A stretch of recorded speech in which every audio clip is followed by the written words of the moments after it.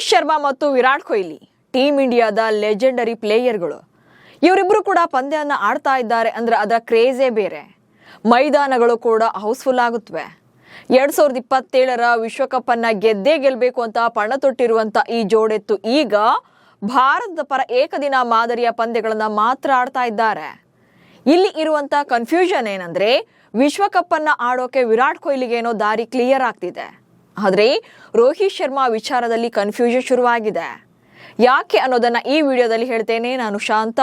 ನೀವು ಸುದ್ದಿಯಾನದ ಸಬ್ಸ್ಕ್ರೈಬರ್ ಆಗೋದಕ್ಕೆ ಮರಿಬೇಡಿ. 2027ರ ಏಕದಿನ ವಿಶ್ವಕಪ್ನಲ್ಲಿ ರೋಹಿತ್ ಶರ್ಮಾ ಮತ್ತು ವಿರಾಟ್ ಕೊಹ್ಲಿ ಅವಕಾಶ ಕೊಡಬೇಕಾ ಅನ್ನೋ ಬಗ್ಗೆ ಪದೇ ಪದೇ ಚರ್ಚೆಯಾಗ್ತಾನೆ ಇರುತ್ತೆ. ಇದಕ್ಕೆ ಪರ ವಿರೋಧ ಎರಡೂ ಇದೆ.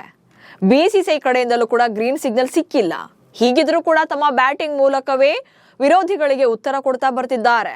ಅದು ಕೂಡ ಭರ್ಜರಿ ಫಾರ್ಮ್ನಲ್ಲಿರುವಂತಹ ವಿರಾಟ್ ಕೊಹ್ಲಿ ವಿಶ್ವಕಪ್ನಲ್ಲಿ ಚಾನ್ಸ್ ಕೊಡಲೇಬೇಕು ಎನ್ನುವಂತೆ ಪರ್ಫಾರ್ಮ್ ಮಾಡ್ತಿದ್ದಾರೆ. ಆದರೆ ರೋಹಿತ್ ಶರ್ಮಾ ಮಂಕಾಗಿದ್ದು ಆತಂಕ ಮೂಡಿಸಿದೆ. ಕೊಹ್ಲಿ ಫಾರ್ಮ್ ಮತ್ತು ಪರ್ಫಾರ್ಮೆನ್ಸ್ಗೆ BCCI clean bowled. Run machine, chasing master, century star Virat Kohli ಅವರ ಪರ್ಫಾರ್ಮೆನ್ಸ್ ಬಗ್ಗೆ ಯಾರು ಕೂಡ ಸೊಲ್ಲೆತ್ತುವಂತೆಯೂ ಕೂಡ ಇಲ್ಲ.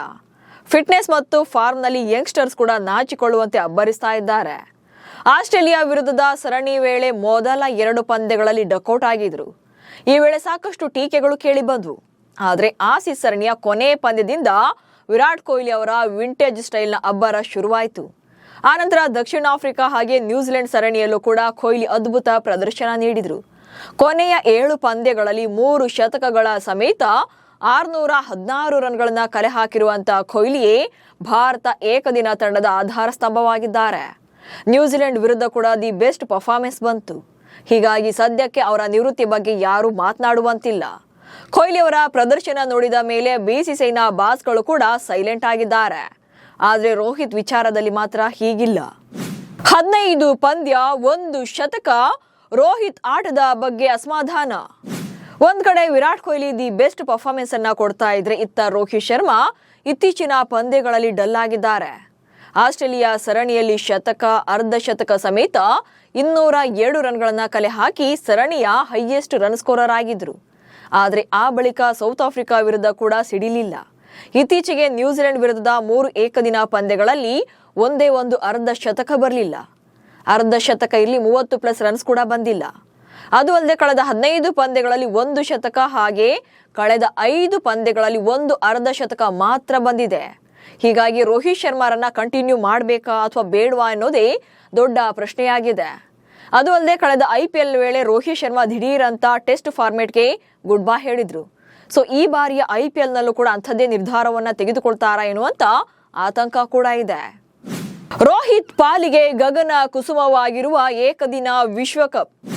ಇನ್ನು ರೋಹಿತ್ ಶರ್ಮಾ ಭಾರತ ಕಂಡ ಯಶಸ್ವಿ ನಾಯಕರಲ್ಲಿ ಒಬ್ರು. ಅವರು ಕ್ಯಾಪ್ಟನ್ ಆಗಿ ಭಾರತದ ಪರ ಏಷ್ಯಾ ಕಪ್, ICC T20 ವಿಶ್ವಕಪ್ ಹಾಗೆ ICC ಚಾಂಪಿಯನ್ಸ್ ಟ್ರೋಫಿ ಕೂಡ ಗೆದ್ದಿದ್ದಾರೆ. ಆದರೆ ಹಿಟ್ಮ್ಯಾನ್ಗೆ ICC ಏಕದಿನ ವಿಶ್ವಕಪ್ ಅನ್ನ ಗೆಲ್ಲುವ ಕನಸಾಗಿ ಉಳಿದಿದೆ. 2011ರಲ್ಲಿ ಭಾರತ ಏಕದಿನ ವಿಶ್ವಕಪ್ ಗೆದ್ದಾಗ ರೋಹಿತ್ ಶರ್ಮಾ ತಂಡದಲ್ಲಿ ಸ್ಥಾನ ಪಡೆದಿರಲಿಲ್ಲ. ಆ ಬಳಿಕ 2015, 19ರ ಏಕದಿನ ವಿಶ್ವಕಪ್ ಟೂರ್ನಿಯಲ್ಲಿ ಸ್ಥಾನ ಪಡೆದಿದ್ರು ಕೂಡ ತಂಡ ಸೆಮಿಫೈನಲ್ನಲ್ಲೇ ಮುಗ್ಗರಿಸಿತ್ತು. ಇನ್ನು 2023ರ ಏಕದಿನ ವಿಶ್ವಕಪ್ನಲ್ಲಿ ಅವರ ನಾಯಕತ್ವದಲ್ಲೇ ತಂಡ ಅಜೇಯವಾಗಿ ಫೈನಲ್ಗೆ ಲಗ್ಗೆ ಇಟ್ಟರು ಕೂಡ ಫೈನಲ್ನಲ್ಲಿ ಆಸೀಸ್ ವಿರುದ್ಧ ಸೋತು ಟ್ರೋಫಿಯಿಂದ ಜಸ್ಟ್ ಮಿಸ್ ಆಗಿತ್ತು. ಹೀಗಾಗಿ 2027ರ ವಿಶ್ವಕಪ್ನಾದ್ರೂ ಕೂಡ ಗೆಲ್ಲೋಣ ಅಂತ ರೋಹಿತ್ ಶರ್ಮಾ ಹಾಗೆ ವಿರಾಟ್ ಕೊಹ್ಲಿ ಆಡ್ತಾ ಇದ್ದಾರೆ. ಆದ್ರೆ ಈಗ ರೋಹಿತ್ ಶರ್ಮಾ ಅವರ ಫಾರ್ಮ್ ನೋಡ್ತಾ ಇದ್ರೆ ವಿಶ್ವಕಪ್ ವರೆಗೂ ಕೂಡ ತಂಡದಲ್ಲಿ ಮುಂದುವರಿಸುವ ಬಗ್ಗೆ ಅನುಮಾನಗಳಿವೆ. 2027ರ ವಿಶ್ವಕಪ್ಗೂ ಮುನ್ನ ಭಾರತ 5 ಸರಣಿಗಳನ್ನ ಆಡಲಿದೆ, ಅಂದ್ರೆ ಏಕದಿನ ಸರಣಿಗಳನ್ನ.